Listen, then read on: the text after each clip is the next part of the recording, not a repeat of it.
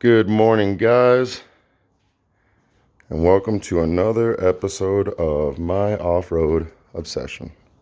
Today we'll be talking about how I fit that friggin' tire in that friggin' Jeep. Now, it's a 97 Jeep Grand Cherokee, and as most people probably know who've built these over the years, it's really hard to fit a decent-sized tire without sacrificing some sheet metal. This is only a 4-inch lift. It's a zone lift. It's a short arm lift. I don't know how much more detailed I can be.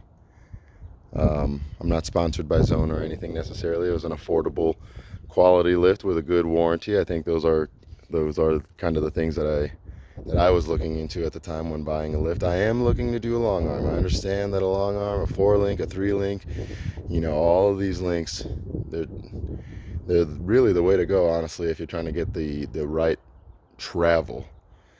That's a whole nother topic, but I fit those tires, short arm lift, 4-inch lift at that, on a Grand Cherokee ZJ, and this is how I cut her up. So in the front, you definitely have to go ahead and just sacrifice the whole inner fender well. I mean, that's first and foremost. You XJ guys know what I'm talking about. Made some cuts there. You can see where I still kind of rub a little bit, but at flex, the tire tends to travel up. The swing is up and to the front.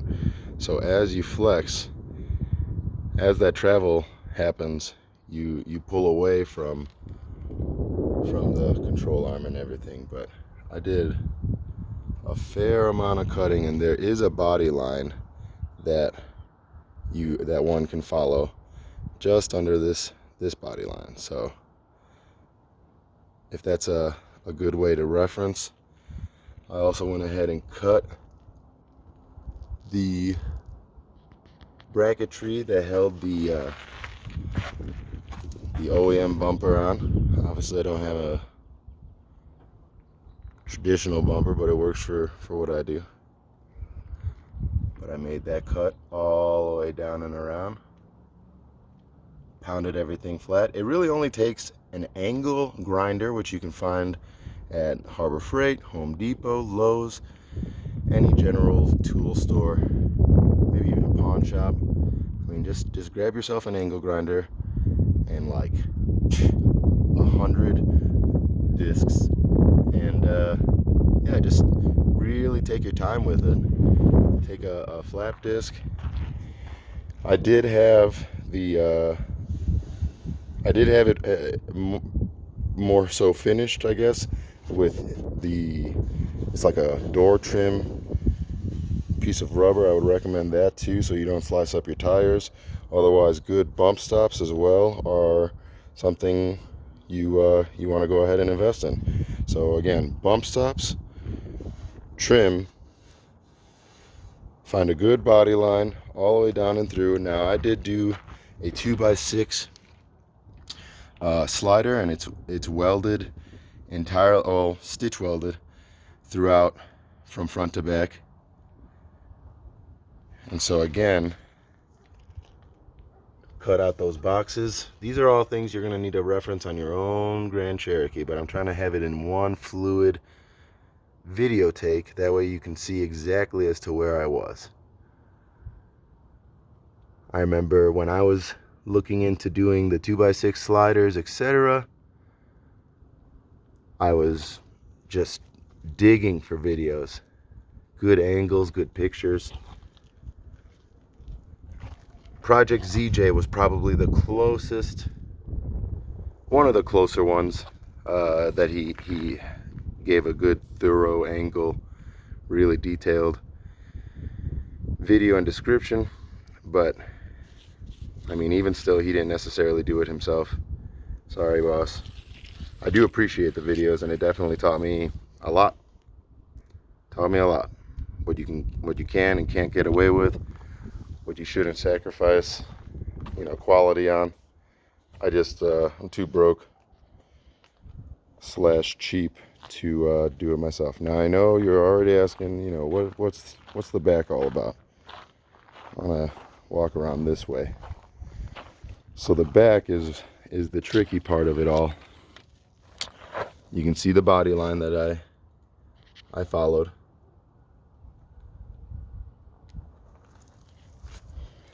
And so it's not the prettiest, but again, for you XJ guys, oh man, I'm sorry. I'm trying to get a relatively decent angle. There you go. I literally it's cut and fold. You don't actually trim it off entirely. All that I did was make pie cuts all the way down and around, and yes, they are into the door. You have to do it in order to find that body line. Where is that? In order to follow that body line and stay true to it, you have to do it to your door. And I know it sounds crazy. I was so scared to do it, but like I said, don't trim it, because then your door will fall apart. Then the sheet metal will, I mean, I guess you could trim it if you wanted to go ahead and stitch weld that. I don't like welding sheet metal, from what I've discovered in learning how to weld, or even half-ass teaching myself how to weld. But you make, again, pie cuts, like, I don't know, 1 every 3 inches, 2 inches. It'll relieve the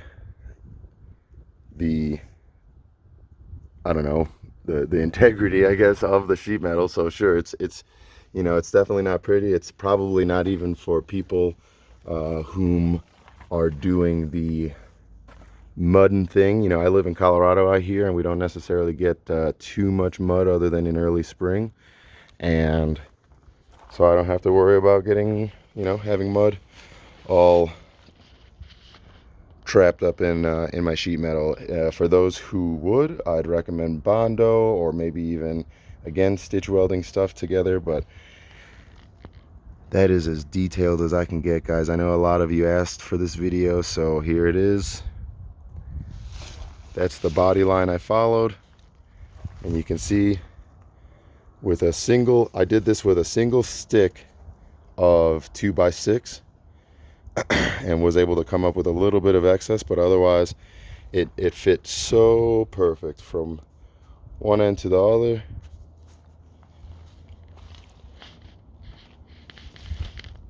You definitely want to do all your cuts first before you start welding stuff back to it. But I also plan on doing, you know, unibody stiffeners, which, if you don't know, if you're not familiar with that, you should get yourself familiar with it for sure. This is the other side. Again, cut and fold.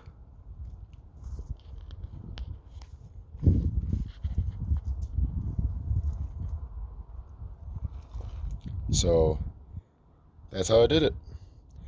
And the back part of the back, or the rear, is the trickier of the two. I mean, if you've ever cut up a Jeep Cherokee, or even did a rear cut and fold